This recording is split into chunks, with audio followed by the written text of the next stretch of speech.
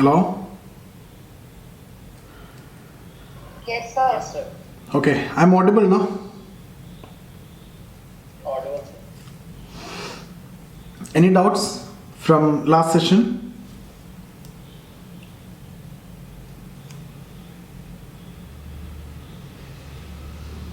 Any doubts?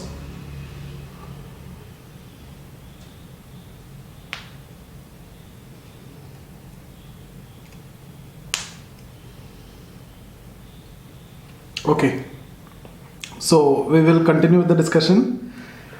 Next is reserve money. So M1, M2, M3, M4, I hope all of you are okay with it. So we are going to reserve money, that is M0.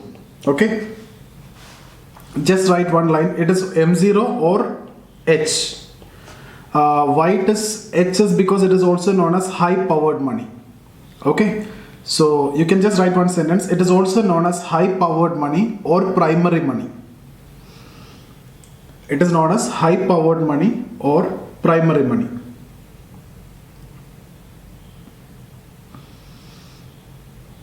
So here only mainly currency here. Okay, so like other deposits like the demand deposit, time deposit, savings deposits of post office, all those will not come. Only currency. And why it is known as reserve money is because the money kept as reserve in bank, like in terms of CRR, etc., will also be counted. Okay, so just write one line, it is a total stock of all types of currency.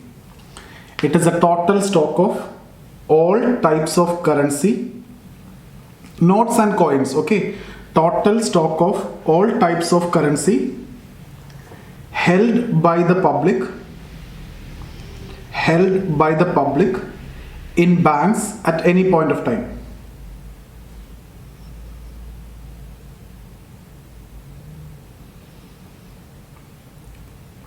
That means what I am saying, it is the total stock of currency which is held by the public, right? So that means all economic entities. When I am talking about public, what is excluded? When I am talking about public, I am talking about all economic entities except government, right? So except government, you can write there.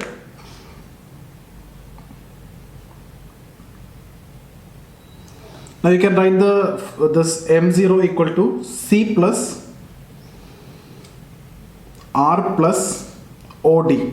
OD before also I have talked about this. This is not significant. So C plus R. So this is currency and this is the reserve with the banks. So why we call it as reserve money? Because of this. It is actually the reserve money with the banks.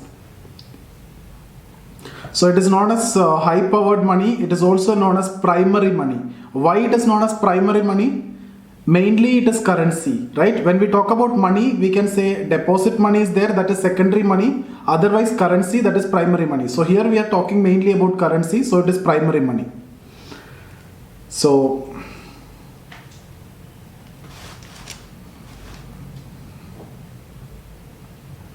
what do you think? So here this currency and this R, right? So what do you think, M3 or M0? Which one will be greater? Which one is greater?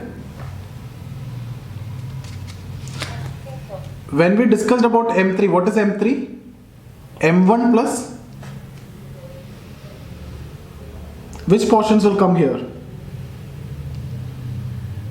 M1 is there in M3? Net time deposit. No. M1 plus TD, right? When we talk about net time deposit, that is basically currency plus NDTL. Because here when we talk about M1, currency and demand deposit is included. Okay, so you can or take it in this way, currency plus net demand time liability. So which one is better? So here also you can see in M0 also currency plus the cash reserves with banks, right? So here currency plus the deposits with banks. So which one is greater, M3 or M0?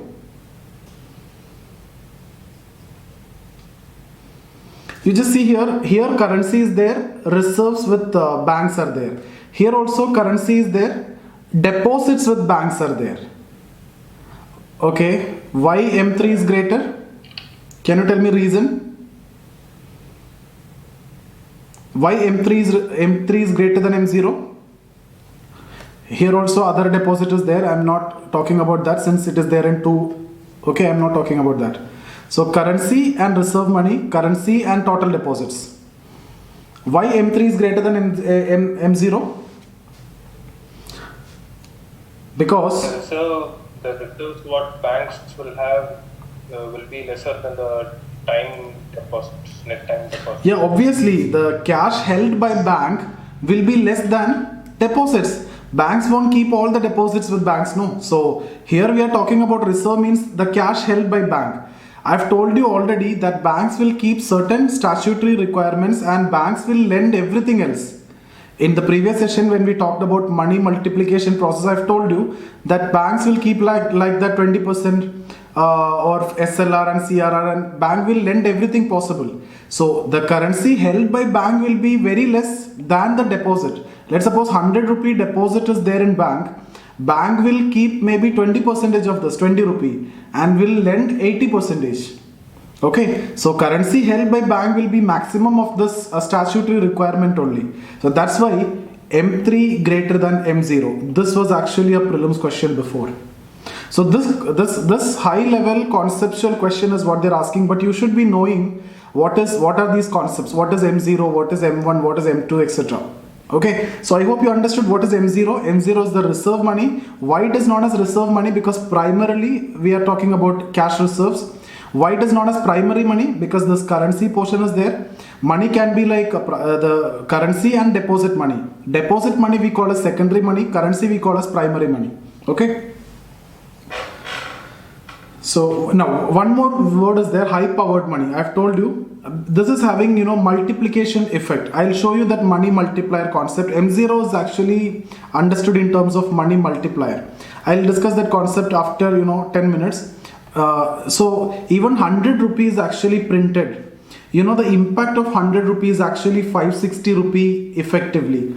Okay, so even though manifestly you are printing a 100 rupee note, but that 100 rupees actually having purchasing power of 560. Okay, 5.6 time purchasing power is there. I think I've explained this concept in the previous session, how this is happening, the credit creation process. I've done it or not? No? Yes, sir. Yeah, 100 rupees printed and government is buying from one person something and that person is depositing them in a bank and that bank will lend from that only and the process continue. I'll explain here also, today also I'll explain. So I'm saying why these different words are there, names are there. Reserve money, high powered money, primary money, all are the same. Okay, high powered money because this 100 rupees having very high power. It is, even though it is only 100 rupee printed, but it is having an impact of 560. It is having a purchasing power of 560. Is that clear?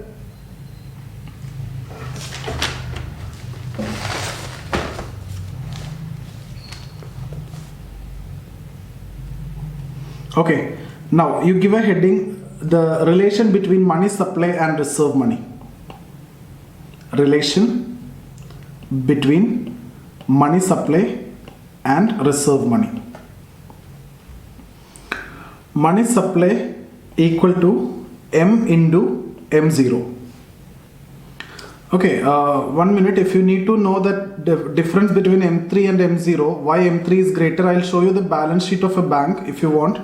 So you can see this liability and assets. You can take this and you can understand here why the M3 is greater. Let's suppose there is a deposit of 1 lakh. Okay, so deposits is coming in liability or asset. We have already understood that deposits are liability of the bank and loans are the assets of the bank, right? So the deposit is 1 lakh and after some time also the deposit will remain the same, right? 1 lakh itself. So what is M3? M3 is basically this deposit. This deposit is actually included in M3. This 1 lakh will be included. Okay, now when it comes to the assets, as of now when the money is deposited in cash, the bank is getting 1 lakh, right? So deposit is 1 lakh, so bank is actually getting 1 lakh in cash Now what the bank will do, bank will keep some cash, right? So the statutory requirement, let's suppose SLR is a, let's say 26%, and let's say CRR 4%. So this 30% bank have to keep out of this 1 lakh. So bank will keep 30,000, right? Bank will keep 30,000, and bank, in fact, bank always want to lend more. So here you have to mandatorily keep this 30,000 because that's a statutory requirement that you have to keep. Bank will lend how much? 70,000. So this 70,000 is not in bank, it is lending, right? But still it is part of your asset.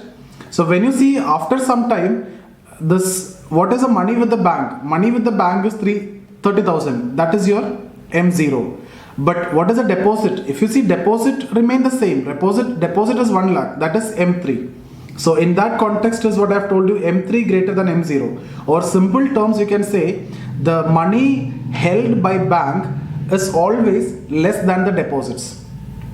Okay, so that's why I have told you M3 is always greater than M0. And this was actually a prelims question, direct question.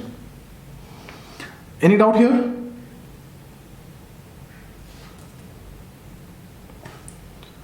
Okay, so relation between... Excuse me, sir. Yes. Sir, for sake of understanding, can we take it this way, sir? Because these statutory reserves will always be a portion, it will always be a percentage of the deposits. So naturally, deposits will be higher than the statutory reserves what the bank has to keep. Yes, obviously. Yes, okay, sir. Yeah, got it. So I've told you why we have discussed about this one. M0 is what we have discussed. It is known as reserve money. Why it is known as reserve money? Primarily the cash reserves. Here cash reserves is included. Why it is known as primary money? Because mostly currency is what we are talking about, right? Currency held by public. Why it is known as high powered money? Because even though 100 rupees printed, the purchasing power of that is actually 560. So effectively, when 100 rupees printed, the money supply is actually 560, 5.6 times. That's why it is known as high powered money. So just 3 different words. You don't want to be confused with that words, but I have just told you. Now here the relation between money supply and M0. This is the relation. Money supply equal to M into M0. This M is the money multiplier. Okay, you can write there M is the money multiplier. And the current value is 5.6. How this 5.6 is coming, I'll show you that credit creation process. I've shown you yesterday, I'll show you now also. So 5.6 means if government is printing 100 rupee, it is part of what? It is part of M0, right? When the money is printed and government is buying something from someone, it is part of M0. It is a currency. So M0 into that 5.6 is the actual money supply. So 100 rupee printed in the market, 560 is actually the purchasing power of this 100. It is happening because of the credit creation process. I'll show you the credit creation process now. Okay, now I'll give you some data, not that relevant, just before monetization only. Till the time of monetization, total, you know, how much currency is printed? 22 lakh crore. Okay, so 22 lakh crore is the currency which is printed. So this is the printed currency. So can you say money supply? 5.6 into this much only, right? Money supply will be 5.6 into this much, that's around 120 lakh crore. So 120 lakh crore is actually the money supply. And this is not the current value, this is a value in 2017. You just write one line, money multiplier equal to, it is, or money multiplier is the ratio of money supply to reserve money. So money multiplier is the ratio of money supply to reserve money. In this way also you can write. Or M is equal to M into M0, both are fine. Anyway you can write. The definition is this, money multiplier is the ratio of money supply to reserve money.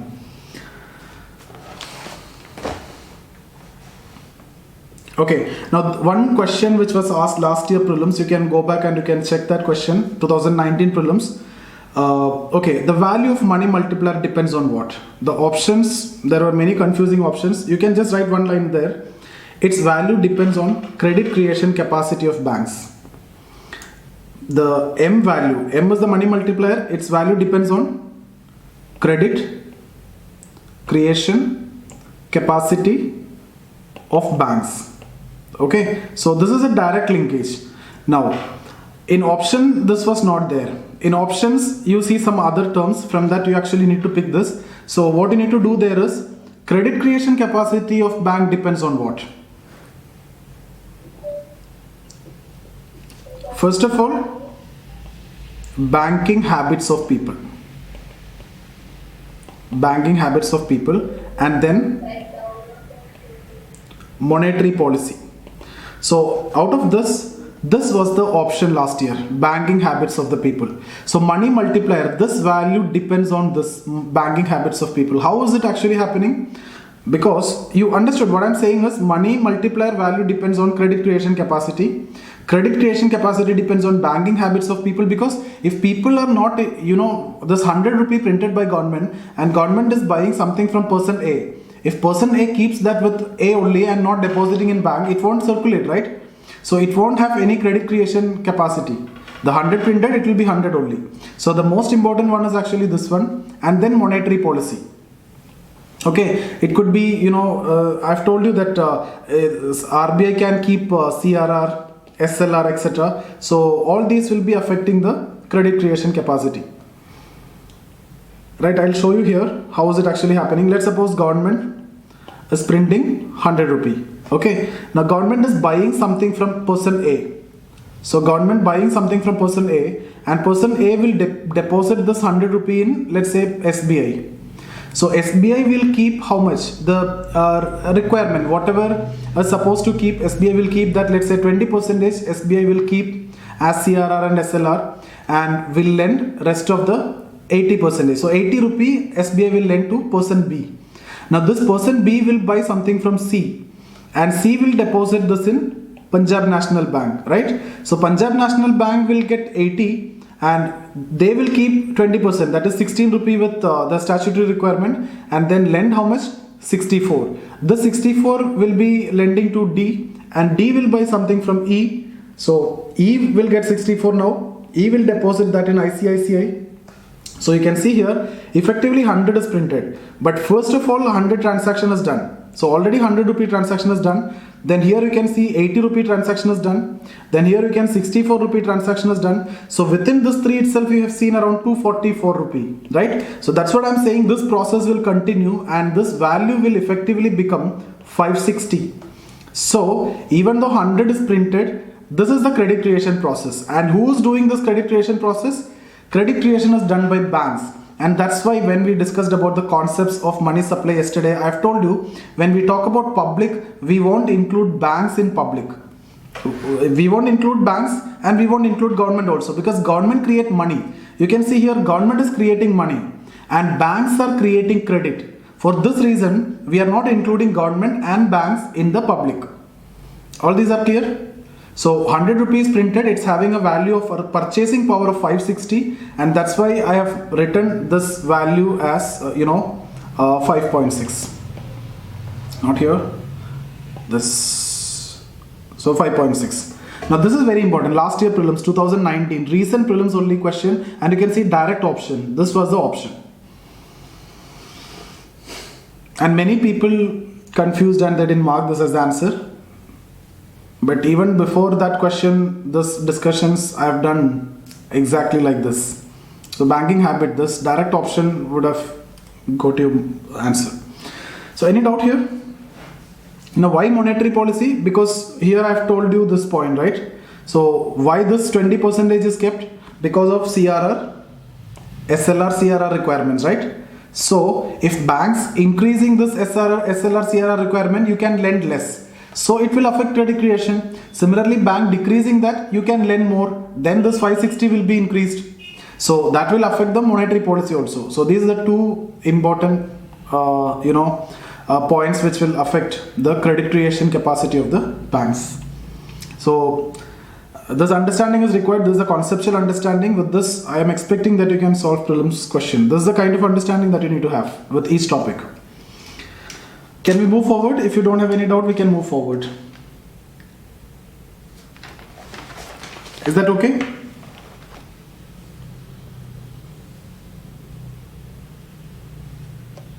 Yes, sir. Okay.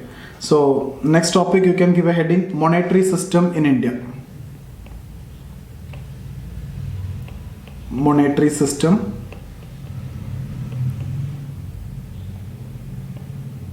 in India.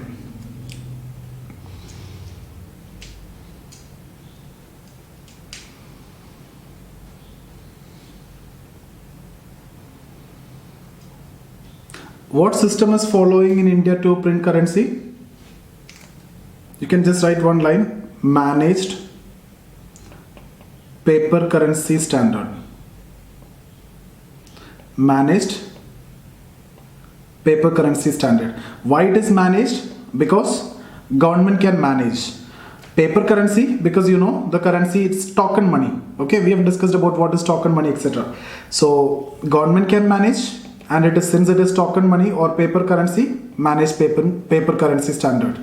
See, in case of India, when we discuss about many things, it's managed. Even the exchange rate also, when we discuss about, we will talk about floating exchange rate, but it is a managed float.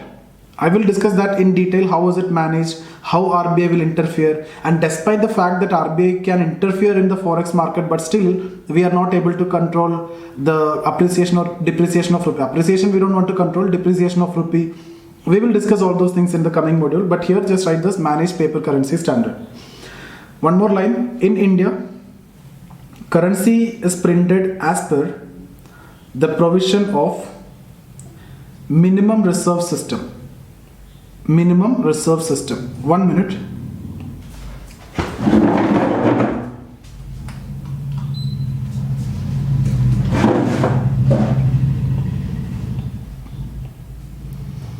Okay, in India, currency is printed as per the provision of minimum reserve system, MRS.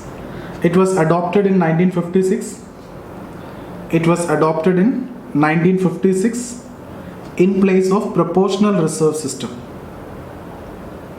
In place of proportional reserve system. Now we will see what is minimum reserve system. Just write under minimum reserve system. Under this, under MRS, under minimum reserve system, the RBI has to maintain, under MRS, the RBI has to maintain reserve of at least 200 crore, at least 200 crore in the form of gold, at least 200 crore in the form of gold and foreign securities, out of which at least 115 crore should be maintained in the form of gold. At least 115 crore should be maintained in the form of gold. So what I'm saying is, till 1956 it was proportional reserve system, right? Proportional reserve system means it is similar to representative full-bodied money. Like you can print currency, but equal amount of bullion have to be kept with the issuing authority. Now from 56 onwards you are following minimum reserve system. So what you need to do, you need to keep 200 crore, and upon this you can print unlimited currency. And when we talk about this 200 crore, 115 crore has to be in gold. Entire 200 can also be in gold. There is no such condition that foreign security is to be there, but it can be complete gold also. Okay, so minimum 115 should be gold, and you can print unlimited amount of currency. So just before I've told you 22 lakh crore currency is printed, right? And I've told you around 120 lakh crore money supply is there. But how much is kept with RBI? 200 crore is what actually kept with RBI. Okay, so when we talk about M0, what is M0? What is M0 I have discussed? 22 lakh crore, right?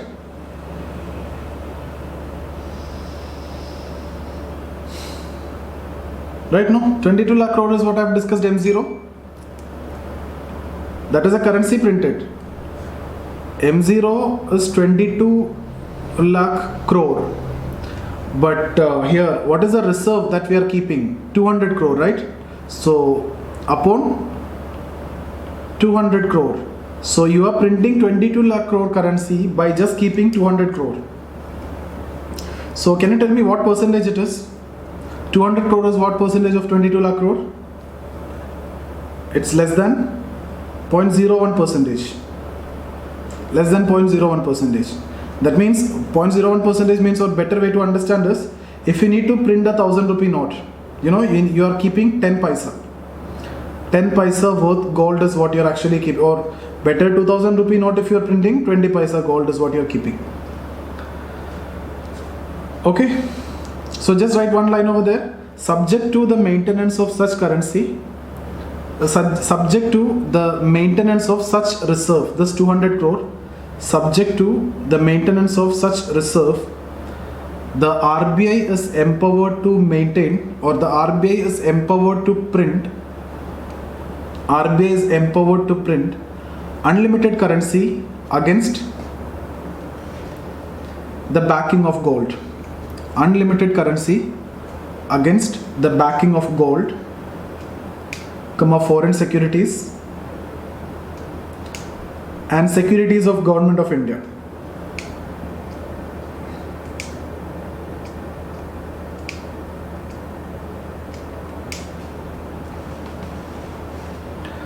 Okay, so it could be gold, or it could be foreign currencies, or it could be foreign securities. That means the bonds of foreign countries and the bonds of Government of India also. Okay, so which department is printing currency? You can write there. The money is printed by issue department of RBI. Money is printed by issue department of RBI.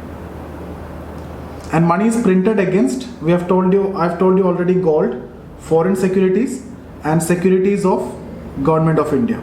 Okay, upon this you can print currency.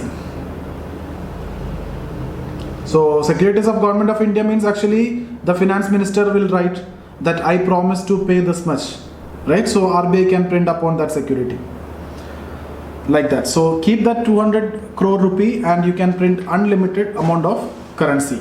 Now you see what is the problem. When we discuss about deficit financing, I'll discuss this concepts in detail. The problem of printing money, you can't keep on printing money. Otherwise, to solve the problem of inequality and all these poverty, unemployment, you can start printing currency and you can distribute it to poor so that the problem of inequality can be solved. But why you cannot solve it? It leads to inflation. How is it actually happening? See, let's suppose you have 100 rupee. We are talking about money supply. Let's suppose 1,000 rupee is the money supply in the market. Okay, so this is a money supply. And let's say 100 goods are available. Only 100 goods are available. So now this much money is chasing this 100 goods, right? So what is the price of one good here? Can you tell me? It is rupee 10. Because 100 goods are actually chased by 1,000 rupee. So 10 rupee. Okay, now imagine out of this 100, let's say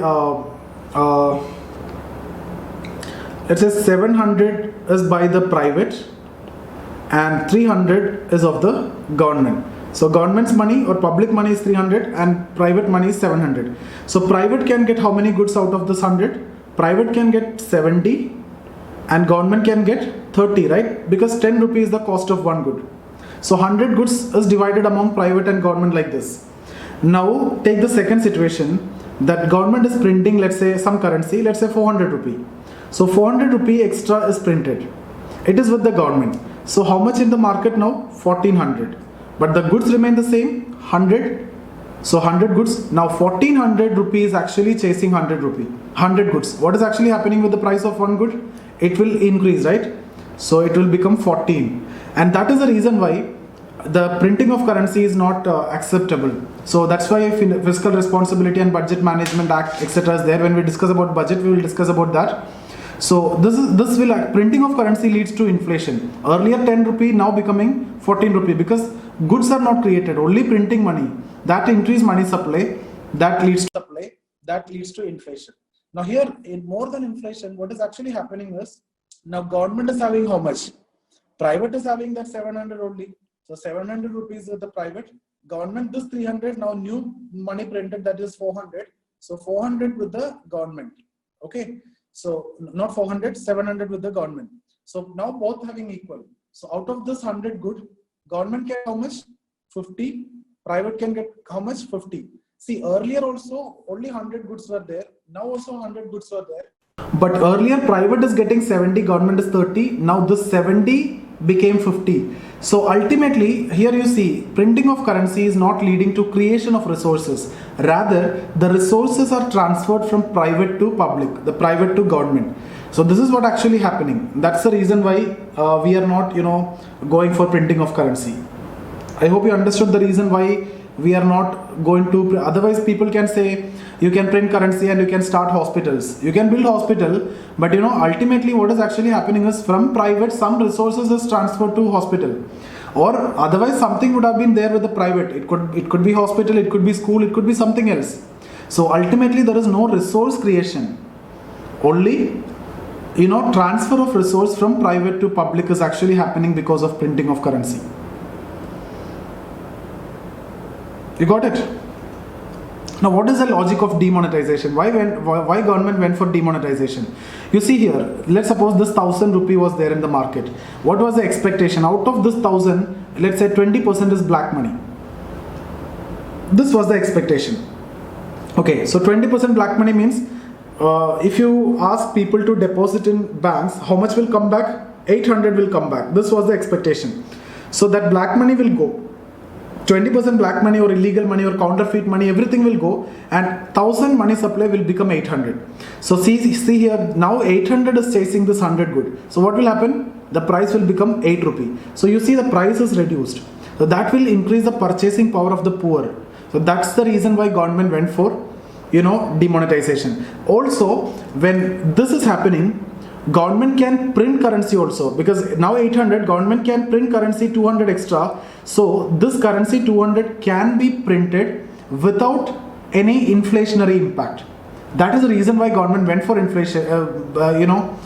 demonetization. Government went for demonetization, but the problem was 99% came back. So you are expecting 20% benefit, but hardly 1% or less than 1% benefit is what you got. The most important reason was what? Black money people, those people who had black money in cash, they were able to change it properly. Secondly, most of the investments or the black money is actually invested in some assets. So the idea is correct, right? This idea is considered super good. It's very good. In fact, otherwise it will reduce the prices also. It will increase the purchasing power of the poor. Government can print currency without being, inflationary impact. So, but it didn't work well. Shivangi, we changed from proportional to this minimum reserve because we don't want to keep that much gold. Otherwise, when we are printing 22 lakh crore, you need to keep 22 lakh crore gold with RBI. Is that possible? For that, you need to import gold also, and all these are another big problems. It affects forex, balance of payment, current account deficit. We will discuss that later. Is that okay? Yeah, you understood the logic of this, printing of currency and concept of demonetization.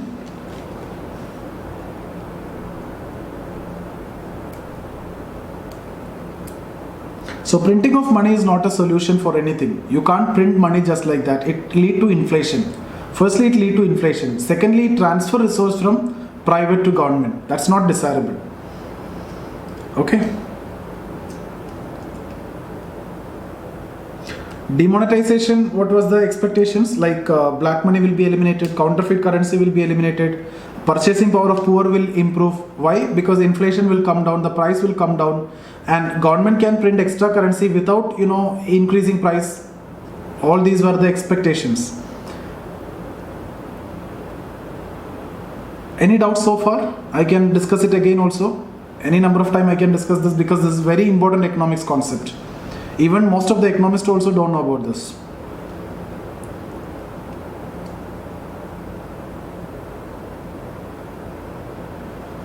Okay?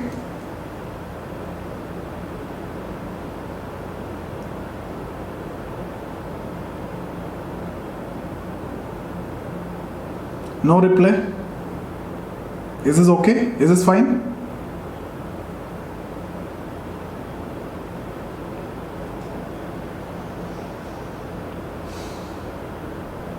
Okay.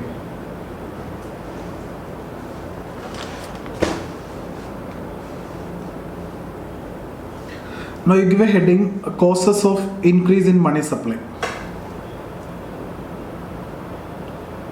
Causes of increase in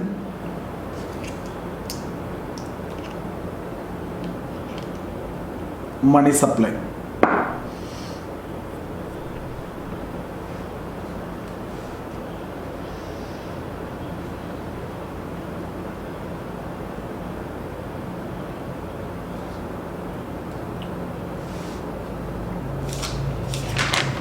So this was also a prelims question actually.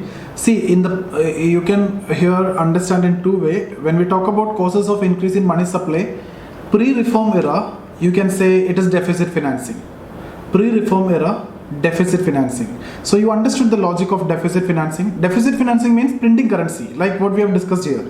This is what it's gone, right? Deficit financing means, just before I've shown you, that printing of currency is what you call as deficit financing. So pre-reform era, that was the problem. Post-reform era, you can write.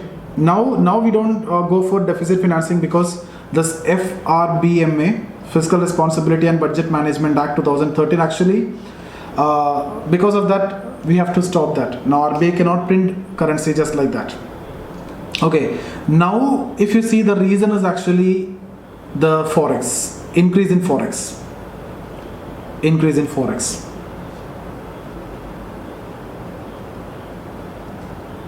Why forex is the reason for increase in money supply? How forex is increasing money supply?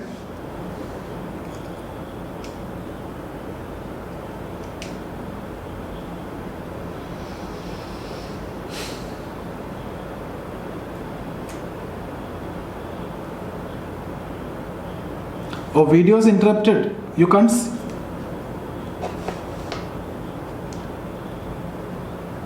Am I audible now?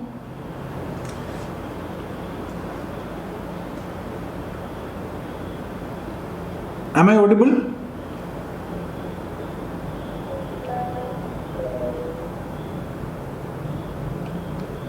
Any problem?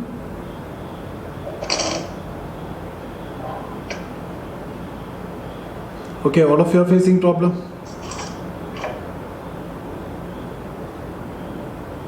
I'll solve this in 2 days, this issue.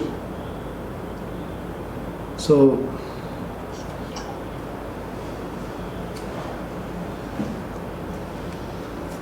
am I audible now?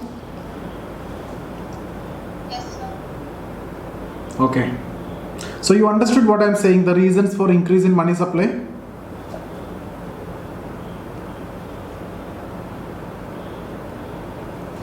You understood what I was saying before? Reason for increase in money supply? So we heard. Sir, I heard about only one case, increase in forex. Before that, what I was saying is pre-reform period, it was deficit financing. Pre-reform, the main reason is deficit financing. Now, what do you mean by deficit financing? It is nothing but printing of currency. Just before what I've told you, exactly the same. Government printing the currency is what we call as deficit financing. And because of this FRBMA, Fiscal Responsibility and Budget Management Act 2003, now RBI cannot print currency just like that. So now that is not the reason. Now post-reform time, now if you see, the reason is actually increase in forex. Huge forex inflow is actually the reason for increase in money supply. Huge forex inflow. Okay, so how forex inflow is increasing money supply? Can anybody tell me?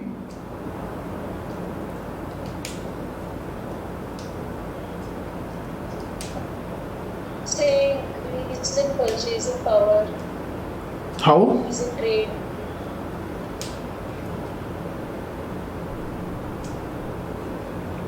How is it actually?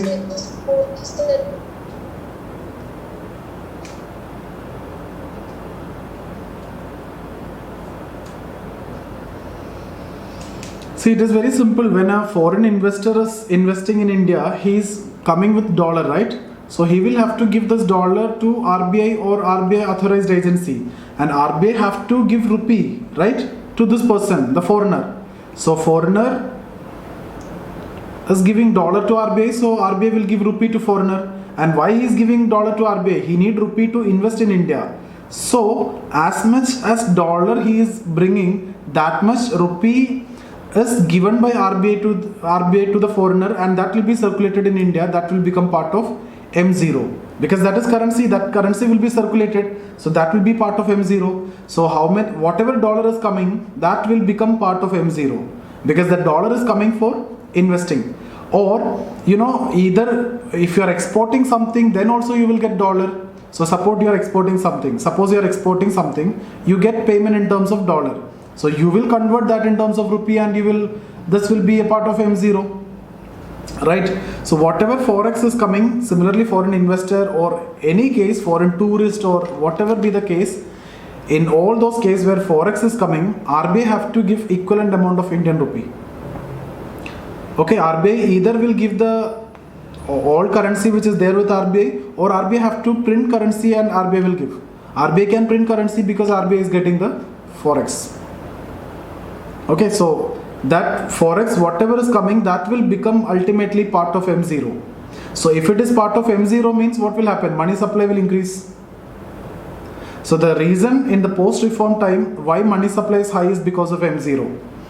And when we discuss about inflation, there also I'll tell this point. One of the most important reason for increase in inflation is also increase in forex. Why? Because when forex is increasing, M0 is increasing, because RBI have to give rupee. Right, that rupee will be circulated in the market. That will be M0. So M0 is increasing, money supply will increase. Money supply will increase means purchasing power will increase. This will increase means aggregate demand will increase. Aggregate demand increase means price will increase. When demand increase, price increase, that lead to inflation. That I will discuss in the next module. But now you understand the reason for increase in money supply now is actually the forex inflow. Is this clear?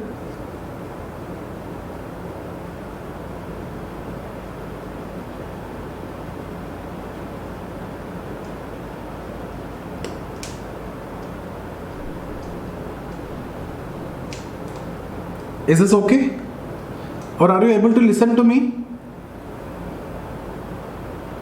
Yes, Okay.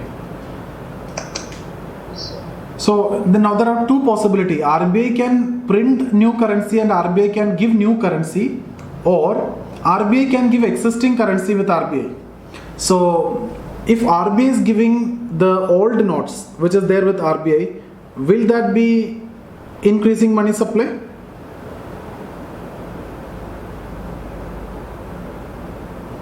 You understood my question? See, when the dollar is coming, when the forex is coming, RBI can give the new notes. That means RBI can print new notes and give.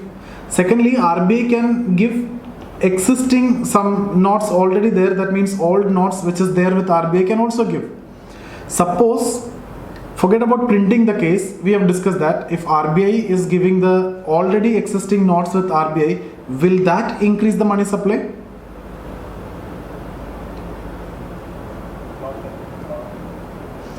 That will also increase money supply. Why? Because when it is with RBI, we are not adding as M0. When the currency is with RBI, that is not part of M0. Whether it is newly printed or existing, whatever it is, it doesn't matter. If it is with RBI, we are not adding in M0. What is M0? The currency plus the reserve with banks, not with RBI. You got it? Okay. So RBI is part of government, not part of... RBI is part of government. RBI is not part of bank. You cannot go and open account in RBI, right? Yes, RBI is not a bank. RBI is part of government. You can simply say bank of, bankers bank, or I don't even say that actually. So bankers bank or whatever it is, but still RBI is part of government.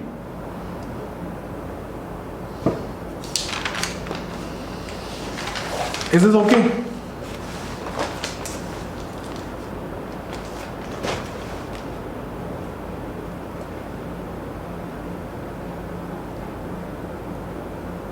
Any doubts here?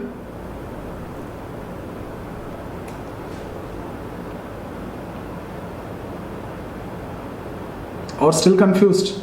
I can make it clear if you have any confusion from what we have discussed, because this is the most important chapter among the 20 modules.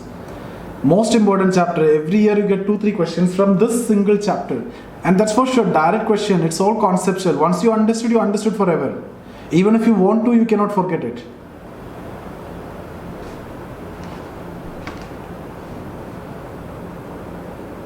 These concepts you cannot change. It's all about concepts. You read the textbook also, it is very difficult to understand. So Please, I request you to please once again repeat. which one? See, I am saying here the reason for increase in money supply. This can be a question. Reason for increase in money supply. In pre-reform, I have told you the reason is, deficit financing. That is, government is printing currency. And how is it increasing money supply? We have discussed. When printing currency, that's part of M0. So obviously, money supply is M into M0. So M0 is increasing, money supply will increase. That is pre-reform. Why? Deficit financing. Deficit financing means just printing of currency. Okay. Now, post-reform is mainly because forex reserve is actually increased. Forex increase means what? We are getting dollar. Why we are getting dollar? It is either for an investment. Somebody is coming from abroad and somebody is investing. So they come with dollar and they want to invest in India. So they have to invest in rupee. So they give dollar to whom? Not to directly to people. They give to RBI or authorized agency and convert that in terms of rupee, and rupee will be invested. So when rupee is invested, this form part of M0. It doesn't matter RBI printed new currency or old currency is given, it doesn't matter. Because when it is with RBI, it's not part of M0. When it is out of RBI and it is getting invested, then it is part of M0. This will increase money supply. That's it. Now you can see huge forex. So that result into increase in money supply. Each dollar which is coming, you have to print equal amount of rupee and you have to, it will be circulated in the market. So forex is increasing means automatically money supply is increasing in the market. Forex is coming for a reason. It won't just come like that. It is coming for a reason.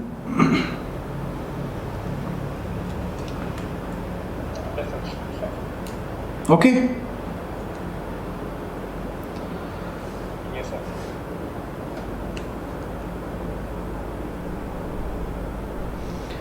Expenditure on welfare schemes and subsidies are also reason for deficit financing. You are saying so.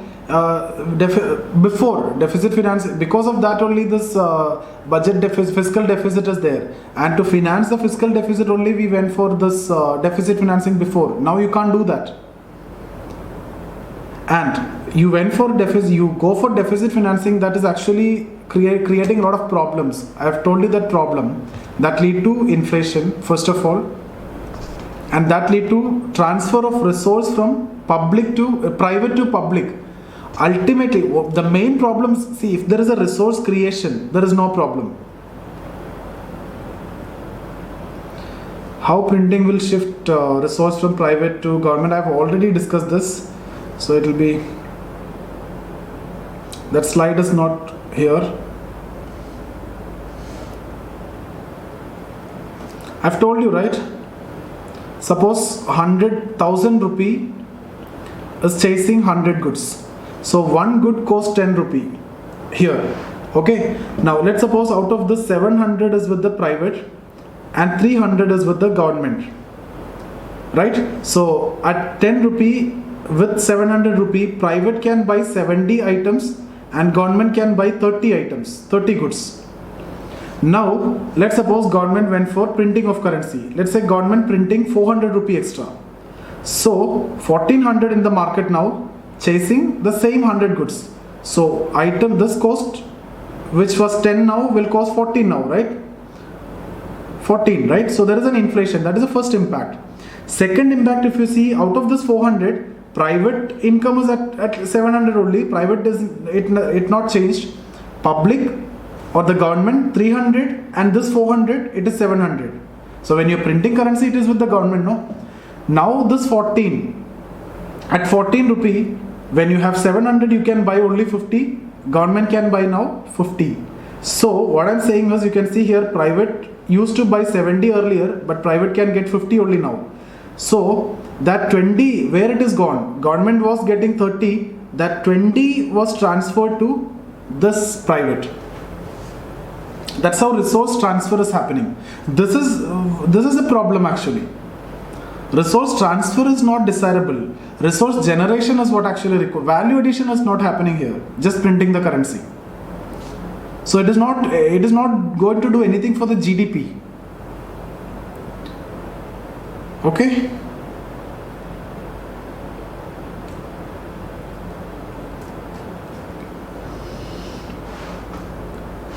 Okay. So I'll start the next topic tomorrow. Any other doubts you can ask me. What all things that we have discussed today? We have talked about this M0. Mainly we talked about M0. In the previous session, M1, M2, M3, M4. Any doubts in with respect to these monetary aggregates? These are the basic core concepts, very important concepts. So I'm expecting all these are clear. Hello. Yeah, tell me. Sir, please repeat that. M1, M2, M3, M4. Okay, M1 is currency with the public. I'll just simply write it. Okay, we don't want to waste too much of time. Currency plus which portion of deposit will come here? Can somebody tell me? Net demand deposit. No, not the net demand deposit. Only demand deposit will come here. Demand deposit plus other deposits. M2. No, net demand deposit. In M2 it is M1 plus time deposit will also come. So effect you can also write it as, M1 you can write it as C plus DD plus TD plus OD. This OD is negligible, and this DD, demand deposit and time deposit, you can write as NDTL, net time demand liability. Correct? Excuse me, sir. Yes. I have a doubt, sir. Huh. M2 supposed to be M1 plus savings with the post office, no, sir? Oh, sorry. Yeah, sorry. That's my mistake. Yeah. M1. So M1 is, this M1 is C plus DD, right? Net demand deposit and OD, net demand deposit. And then M2 is M1 plus savings portion of post office, right? Savings portion of post office. M3 is M1 plus time deposit, right? Net time deposit. So this M1 you can actually write as C plus net demand deposit plus net time deposit plus OD, and this portion is NDTL. Correct now? Yes, sir. Okay. So then M4 is M3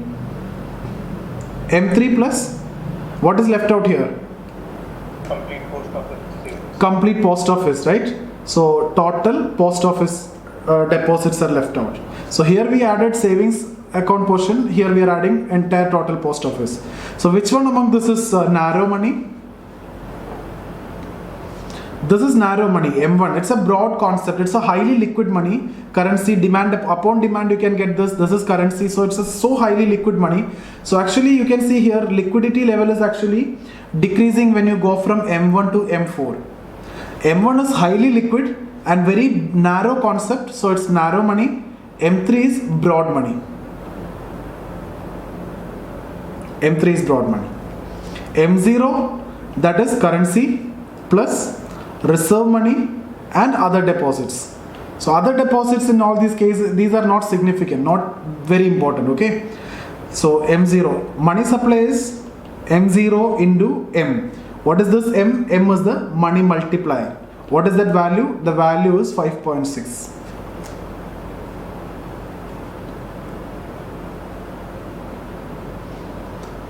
Any doubts?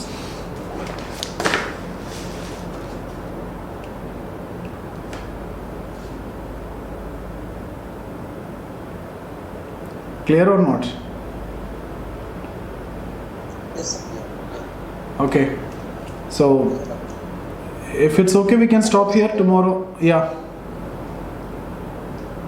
Shivangi, So tell in me. pre-reform period, the deficit finance. Hello. Tell me. Hello. Tell me. I can hear you. Tell me. Hello. Am I audible? Yes, you're audible. I can hear you. Yes, sir. I was saying in Yes, sir. I was saying in pre-reform period, the increase in money supply was like increasing the inflation also. Sorry, like the opposite of it. But the increase in inflation, like the impact was negative because it was leading Pre-reform to no time. growth. Yes, sir. Pre-reform time, you are saying deficit financing. I'm saying deficit financing is the reason for increasing money supply. Yes. So after Yeah. it, like inflation is a after effect. Yeah, obviously inflation is there. Hello. When deficit financing is there, inflation will be there. And it is not Whenever leading to deficit any financing is growth. there, it comes with inflation. The prices will change. Obviously, prices will increase. And it is leading to no growth, right? Yeah, it does not lead to growth because only transfer of resources is happening when it comes to deficit financing. Nothing Okay, new so is in that created. case, inflation was not good. That inflation is not good. But when it comes to forex, it is okay. It is desirable. When it comes to Okay. forex, it is either you are getting forex through exporting. That is good. Or you are getting forex by someone's investment. That is also good. Deficit financing is not good. Increase in forex is very good. Okay. So in both the Okay. cases, inflation is having different effects. Yes. In both cases, inflation is there because money supply is increased. But second one, even though inflation is there, it leads to some value addition. Growth is there. Okay. In the Okay, second sir. case, some value addition is there. Growth is there. Yes, sir. Got it. Okay. Yes, sir. Thank you, sir. Yeah. We'll stop here.